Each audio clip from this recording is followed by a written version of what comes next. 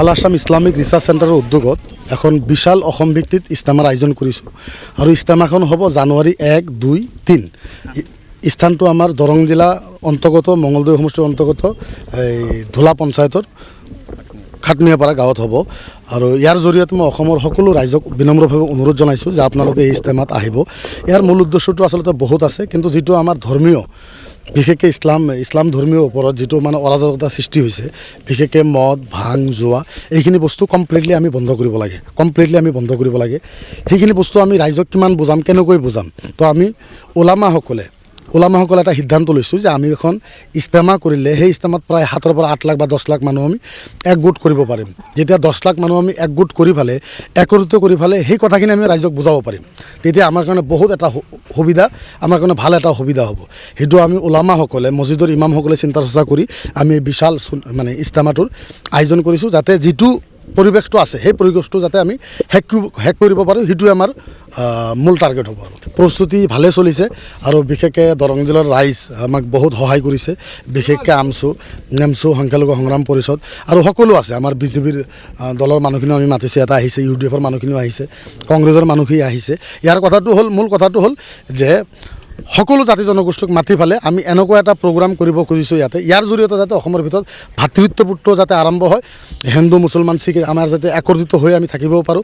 আৰু তাৰ লগতে মূল যিটো লক্ষ্য সেইটো হ'ল বাল্য বিবাহ, মদ ভাং জুৱা সেইখিনি বস্তু যাতে আমি কমপ্লিটলি শেষ কৰিব পাৰোঁ, ড্ৰাগছ সেইখিনি বস্তু যাতে আমি শেষ কৰিব পাৰোঁ। মূল টাৰ্গেটটো আমাৰ এইটো হ'ব। মেক্সিমাম আমাৰ 8,000 পৰা 9,000 কৰ্মীয়ে থাকিব, 9,000 মান কৰ্মী আমাৰ থাকিব। স্পেচিয়েলি আমি টিম বনাই আছোঁ। তাৰ লগতে আমাক পুলিচ বিভাগে দৰং জিলা আৰক্ষী অধীক্ষক তেওঁ ইনচাৰ্জ দিছে, কমপ্লিটলি তেওঁলোকে আমাক সহায় সহযোগিতা কৰিয়ে আছে। পাৰ্মিশ্যনটো আমাৰ ওলাই গৈছে ইনশাল্লাহ।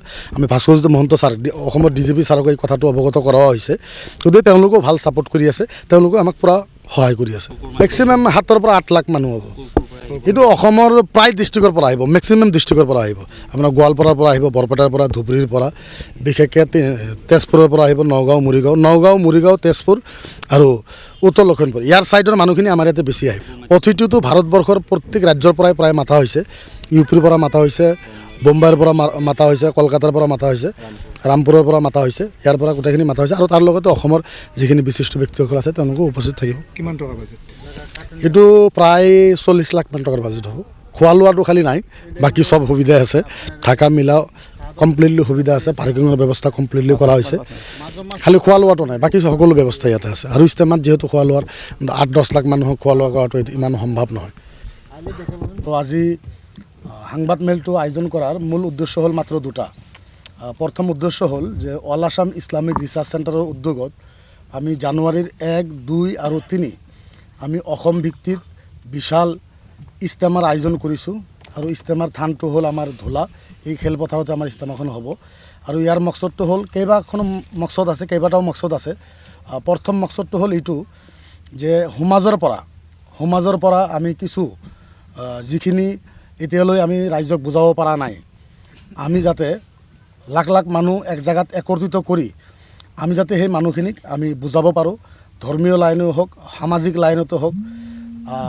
আৰু আজিকালি আমাৰ ভিতৰত যিখিনি বস্তু হৈছে, 1 নম্বৰ হ'ল বাল্য বিবাহ, 2 নম্বৰত হ'ল জুৱা খেল আৰু মদ পান কৰা, এই ধৰণৰ বিভিন্ন বস্তু আছে। ইয়াৰ ওপৰত আমি গুৰুত্ব বেছি দিছোঁ।